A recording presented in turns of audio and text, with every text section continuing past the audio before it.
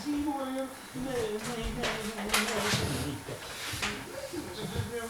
Viņai bija mamma un viņai bija papagājus.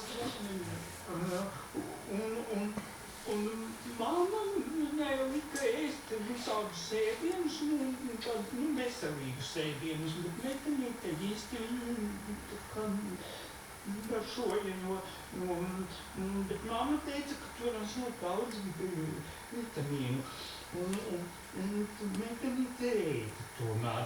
Un tad dienu meitenīte izmuka no būra, meitenītes papagājus izmuka no būra un ielēdās pie sienas un sāka ēst tāpēc un